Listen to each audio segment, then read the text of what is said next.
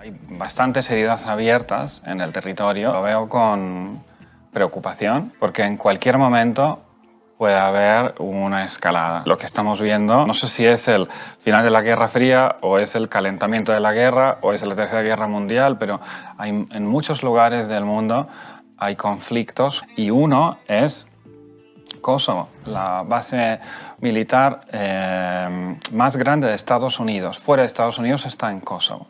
Tienen allí una fortaleza con miles de soldados activa. Ina Finogénova. Vean Adelante. esta entrevista completa, está en Canal Red Latinoamérica. Vamos, Xavi. ¿Pa' qué me invitan? El análisis internacional de Ina Finogénova. La intervención militar de la OTAN en la antigua Yugoslavia sin aval de la ONU y por razones humanitarias no solo causó la derrota de las fuerzas serbias de Slobodan Milosevic, sino que también sentó un precedente global al que en los años posteriores apelaron otras fuerzas, porque fue cuando se terminó de asumir que se podía ingerir en asuntos internos de los países soberanos y que un país, además de Israel, por supuesto, se podía pasar por el arco de triunfo las resoluciones de la ONU, el derecho internacional y el orden mundial basado en las reglas. Se oficializó que la principal ley es la fuerza. Esta caja de Pandora la abrieron entonces y a partir de ahí solo tocó observar qué quimeras podían salir de ahí.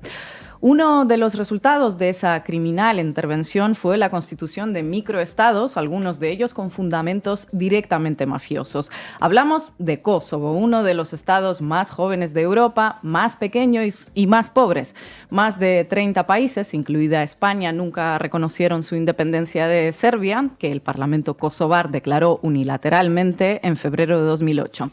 Pero esto no es importante. Lo importante es que Estados Unidos tardó unas 24 horas en avalar ese nuevo estado, así que, como ya os podéis imaginar, le siguieron la corriente otros más de 100 países de las Naciones Unidas, violando, dicho sea de paso, la propia resolución del Consejo de Seguridad de la ONU, número 1244, que reconoce la soberanía de Serbia sobre Kosovo.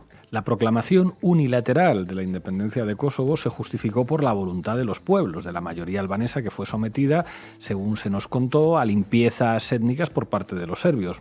Manu Levin ha explicado cómo se construyó todo un relato mediático sobre determinadas violaciones de derechos humanos que sirvieron para avalar otras violaciones de derechos humanos. Ina nos va a contar ahora qué otros intereses había detrás, además de la voluntad de los albano-kosovares y sus ansias de soberanía para crear un Estado independiente saltándose toda la legalidad existente. Pues sí, la voluntad del pueblo de Kosovo y Koso, como diría un argentino. Antes de que Kosovo se proclamara independiente, transcurrieron años de negociaciones entre las autoridades albanesas de esa región y el gobierno serbio. Fue todo un paripé, básicamente, porque Estados Unidos había fijado de antemano que su salida de Serbia era inevitable. En junio de 2007, el entonces presidente de Estados Unidos, George Bush, dijo desde Tirana, "Enough is enough".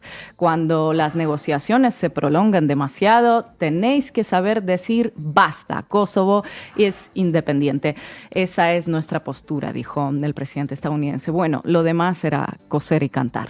Curioso, ¿no?, que en el caso de Palestina el conflicto, con todas sus trágicas consecuencias, se prolongue por décadas, pero por el medio se firman unos acuerdos que fracasan sistemáticamente y como se les ocurra a los palestinos decir enough is enough, les caerá aún más toneladas de bombas de las que actualmente les están cayendo encima. De hecho, es lo que está pasando, vaya. Bueno, hay que preguntarse, y es una pregunta que tiene particular sentido hacerse aquí en el Estado español, ¿qué es lo que tenía Kosovo para ser consagrado con el derecho de decir basta, somos independientes, ahora somos independientes, y que se le reconociera? Hay que preguntarse efectivamente qué intereses tenía Washington en Kosovo para permitirles que digan basta. Para ello solo hay que ver lo que la maquinaria militar de Estados Unidos y las corporaciones multinacionales han hecho en ese estado inmediatamente después de que se independizara de Serbia.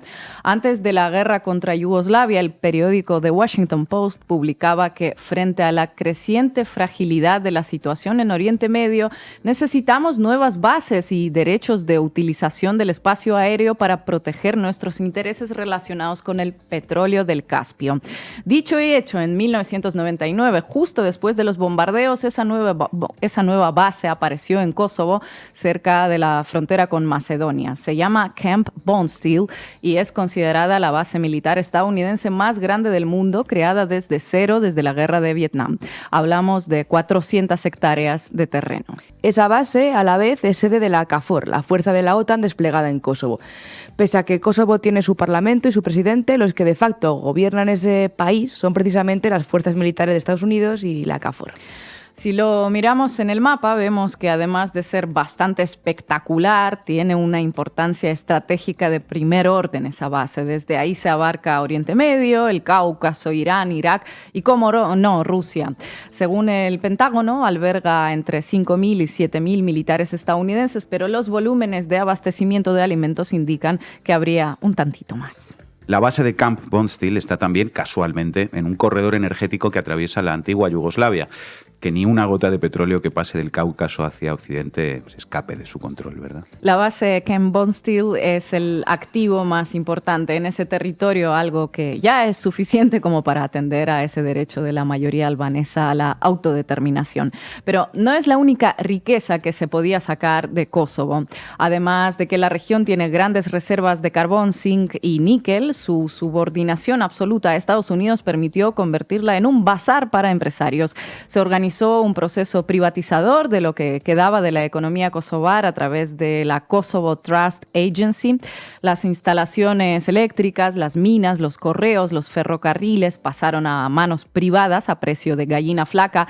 Estados Unidos invirtió en el país centenares de miles de millones de dólares, pero Kosovo, con su población de menos de 2 millones de personas y el PIB per cápita más bajo de Europa, sigue siendo uno de los países más pobres del continente, con una infraestructura energética deteriorada, heredada de Yugoslavia, con la tasa de paro más alta del continente, el 27%, y con unas 800.000 personas viviendo directamente fuera del país.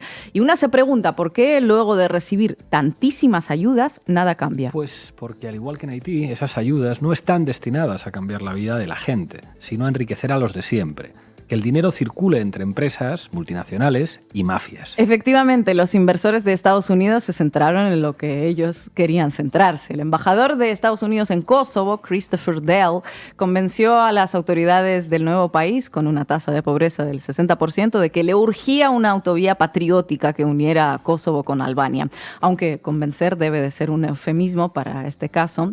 Hasta el Banco Mundial dudaba, según Político, de la necesidad de esa obra, pero bueno, el caso es que finalmente las autoridades kosovares se pusieron de acuerdo en desembolsar miles de millones de euros en la construcción de esa autopista. Para sorpresa de nadie, la licitación la ganó la gigante constructora estadounidense Bechtel, por supuesto porque era la más competente comparada con otras compañías europeas que se habían presentado. Y cuando finalizaron el proyecto, que le costó a Kosovo más de 1.000 millones de euros, el embajador Christopher Dell cambió de trabajo. Y adivinen qué empleo consiguió el buen hombre. Pues sí, el curro que consiguió, para sorpresa una vez más de nadie, fue el de jefe de la constructora Bechtel en Mozambique. ¡Hala, que te la has ganado! A construir autopistas por África. Los kosovares siguieron pobres, pero ahora tienen una carretera. Ibrahim Rugova, ante todo, patriotismo. La lucha por la libertad kosovar también le dio buenos dividendos a Madeleine Albright. Su empresa Albright Capital Management era propietaria del único operador móvil existente en ese nuevo país. Su hija, Alice Albright, por cierto, sigue ayudando a ese país, recuerda Político. Es directora de la corporación Millennium Challenge, que distribuye fondos para países pobres, Kosovo incluido. Otro salvador de Kosovo se llama Wesley Clark, coronel de la OTAN retirado que decidió invertir en el sector energético kosovar. ¿Qué podía salir mal? ¿Qué podía salir mal? Una inversión sin riesgo, sin duda. Desde 2012, Wesley Clark intentó garantizarle el derecho a la explotación minera en Kosovo a la compañía canadiense Envidity Energy, de la que, casualidades de la vida, era presidente. Bueno, en 2013, las autoridades kosovares, sin hacer mucho ruido, cambiaron las leyes sobre la explotación minera, permitiendo emitir licitaciones sin concurso público. Y a mí, por montar un bar, me montan la que me montan. No me hago idea de lo que pasó después. Pasó algo Totalmente inesperado, Pablo. Y después, Envidity Energy se hizo con la licencia para explotar 1/3 del territorio minero de Kosovo. ¿Quién lo podía imaginar, verdad?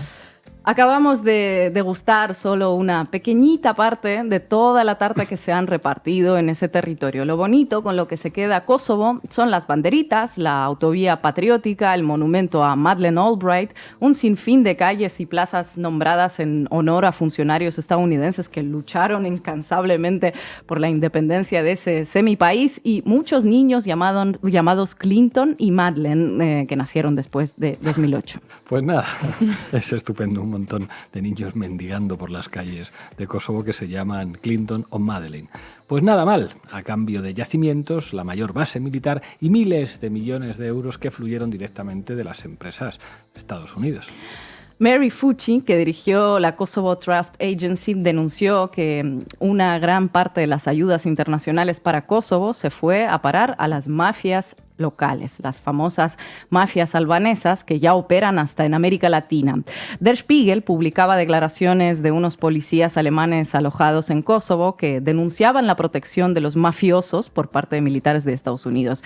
El periodista Michel Colón dedicó a esa región una serie de publicaciones y lo que está claro a estas alturas es que se trata de un lugar sin ley alguna cuya existencia y soberanía se debe a la necesidad de alojar Camp Bondsteel.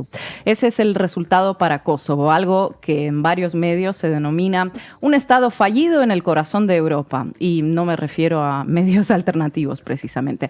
Para los demás mortales, las consecuencias de todo lo que se hizo con Yugoslavia son incalculables, porque muchos de los conflictos posteriores fueron resultado de las acciones criminales de Estados Unidos y de la OTAN en aquella guerra. Hoy vivimos en un mundo en el que prima la fuerza, la ONU no cumple su función y todo país que ve sus intereses nacionales amenazados se cree con el derecho a saltarse la legalidad internacional que nació después de 1945. El final de la Guerra Fría ofreció la oportunidad de reafirmar unas normas comunes de convivencia, pero los ganadores de esa Guerra Fría decidieron que no, que la caída del muro de Berlín y la disolución de la URSS les daba la oportunidad para aprovechar su victoria allá donde les diera la gana y sacar los pertinentes beneficios de ella. Y ese derecho internacional de quita y pon es, entre otras cosas, el que nos llevó a donde estamos hoy. Gracias, compañera.